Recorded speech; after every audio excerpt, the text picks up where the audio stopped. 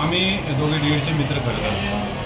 ज्यावेळेस आम्ही डी.एडला होतो त्यावेळेस माऊलींचं नाव होतं बालराज, नंतर बलराज झालं, बलराज नंतर राजननाथ झालं आणि आता त्यांची सर्वत्र माऊली म्हणूनच परिचित आहे. त्या सगळ्या प्रक्रियेमध्ये माझ्या आयुष्याच्या जडणघडणीमध्ये असणारं त्याचं योगदान जे आहे ते अनन्यसाधारण अशा प्रकारचं आहे की आम्ही डी.एडला असताना आम्ही त्याच्या घरी नेहमी जायचं.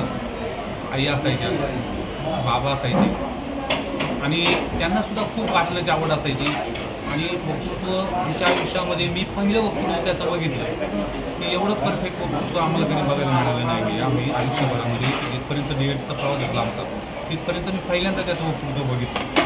ज्यावेळेस आम्ही घरी गेलो तिथं त्यांचं ग्रंथालय आहे, आता आहे की नाही मला माहीत नाही, पण त्यावेळेस ग्रंथालयाचं खूप अगदी नामांकित म्हणजे लेखकांची पुस्तकं तिथं असायची आणि मी पहिल्यांदा माझ्या आयुष्यामध्ये पहिल्यांदा वाचलेलं जे पुस्तक आहे ते म्हणजे मृत्युंजय. आणि हे मृत्युंजय जे पुस्तक आहे मी यांच्या लायब्ररीमधून पहिल्यांदा वाचलं, त्यांनी मला ते दिलं, वाचायला दिलं आणि खरं तर तिथून ती जी वैचारिक बैठक माझी थोडीशी तयार होत गेली आणि त्याचं सर्वस्व श्रेय त्यांचं आहे. कारण वाचनाची आवड मला निर्माण होण्यामध्ये त्याचं फार मोठं योगदान ह्या सगळ्या प्रक्रियेमध्ये आहे. अनेक आठवणी त्याच्या माझ्याबरोबर आहे.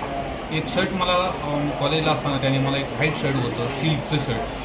आम्ही त्यावेळेस गावावरून गेलेलो, अतिशय म्हणजे सर्वसामान्य कुटुंबामधून आम्ही गेलेलो की म्हणजे अगदी मुंबई काय आहे, फक्त शिक्षण घ्यायचं एवढ्यासाठी सुद्धा मुंबईला गेलो. त्या मानाने आमच्यापेक्षा त्याची परिस्थिती बरी होती, वडील शिक्षक होते, त्यामुळं वारसा पण होता आणि वसा पण होता सगळ्यात महत्त्वाची गोष्ट. परंतु ह्या सगळ्या प्रक्रियेमध्ये त्याने मला दिलेलं एक शर्ट होतं की ते सिल्कचं शर्ट होतं सफेद. ते शर्ट मी आमच्या सेंडऑफच्या वेळेस मी घातलेलं होतं आणि विशेष म्हणजे ते शर्ट मी सुद्धा कित्येक वर्ष पुढं वापरलं आणि मी त्याच्यानंतरसुद्धा मी ते एका व्यक्तीला दिलं की म्हणजे जवळजवळ ते शर्ट माझ्याकडं आठवण म्हणून किमान 10 वर्ष होतं माझ्याकडं. आणि अशा अनेक गोष्टींच्या बाबतीमध्ये आठवणी आहेत. माझी जडणघडणीमध्ये सर्वात मोठं योगदान त्याचं आहे की ज्यावेळेस मी मला तिथं बोलताना सांगितलं की ज्यावेळेस सर्वात आमच्या डी.एडमध्ये सगळ्यात पहिल्यांदा सर्व्हिस त्यांना लागली आणि त्यावेळेस त्यांना पगार होता 1,500 रुपये.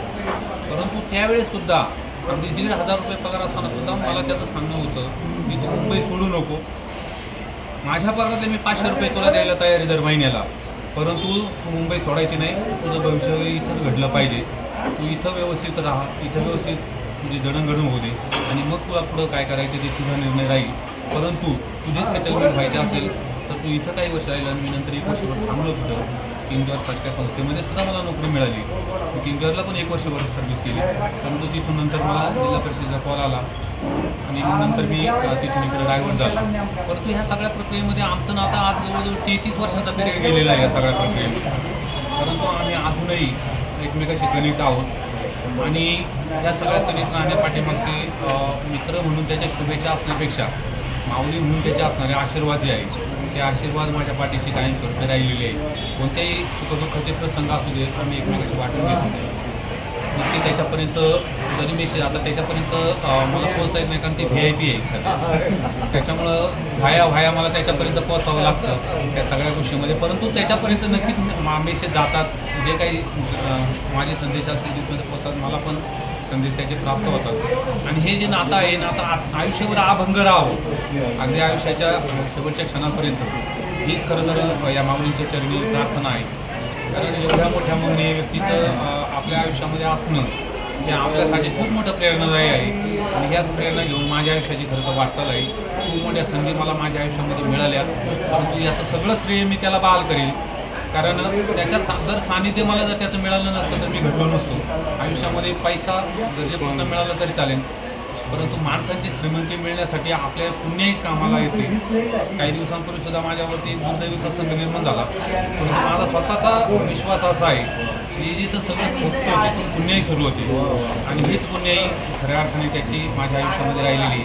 आणि हे नातं जे आहे त्या नातं आयुष्यभर अभंग राहावं एवढीच माऊलीच्या चरणी मी पुन्हा एकदा प्रार्थना करेन. त्याच्या कार्याला मनापासून सदिच्छा देईल. त्याने खूप मोठं व्हावं आणि खूप मोठं व्हावं म्हणजे या क्षेत्रातला मोठा माणूस म्हणून त्याचं मोठेपणा आमच्या दृष्टीनं नाही, पण आमचा मित्र म्हणून त्याचं मोठेपण आहे या सगळ्या प्रक्रियेमध्ये आणि तेच आयुष्यभर राहावं अशा प्रकारच्या सदिच्छा या निमित्तानं आपल्या सगळ्या परिवारांकडे करतो. मगाशी मी सांगितलं आपले सगळ्यांचे पाय आमच्या चरणी एकदा लागावेत आमच्या भूमीला आपले पाय लागावेत एवढीच यथार्थ इच्छा आपल्या सगळ्यांकडे व्यक्त करतो की मी ज्या गावामध्ये काम करतो की ज्या देवस्थानचा मी सचिव म्हणून काम करतो की ते भैरवनाथ देवस्थान आहे, ते अतिशय जागृत अशा प्रकारचं देवस्थान आहे. अनेक मान्यवरांचे पाय तिथं लागलेत आणि माऊली आणि तुमच्या सगळ्या संप्रदायाचे सुद्धा पाय या निमित्तानं लागावे की जेणेकरून आपल्या संप्रदायाशी संबंधित असणारं ते देवस्थान आहे. त्यामुळं तुम्ही त्या ठिकाणी यावं आणि आम्हाला सुद्धा उपकृत करावं अशा प्रकारची सदिच्छा या निमित्ताने व्यक्त करेन. अनेक वेळा माऊलींना मी येण्याचं आमंत्रण पण दिलं, कदाचित ते माझ्यापर्यंत येऊन पण गेले असतील, कारण त्यांचं गाणं येणं असं असतं की माझ्या जवळून गेल्यानंतर 50 किलोमीटरवरती गेले का मग आम्हाला फोन करणार, अरे मी आलो होतो इथं. परंतु ठीक आहे, त्यांचा व्याप खूप मोठा आहे, आम्हाला पण माहिती आहे की सगळं त्या सगळ्या गोष्टी, परंतु त्यांचं असणं आणि त्यांचं अस्तित्वसुद्धा आमच्यासाठी खूप मोठं आहे की जरी समजा भेटीगाठी होत नसल्या तरी हे जे प्रेरणादायी आशीर्वाद आहे ते आशीर्वाद खूप चांगलं काम करण्याची प्रेरणा देतात, कारण त्याच्या लहरीच अशा असतात की त्या लहरी आपल्याला उपकृत करतात, प्रेरणा आपल्याला देतात. निश्चितपणे ही मैत्री आमच्या अभंग राहावी हीच तुमच्या सर्वांच्या चरणी आणि माऊलीच्या चरणी सुद्धा मनपूर्वक सदिच्छा. माऊली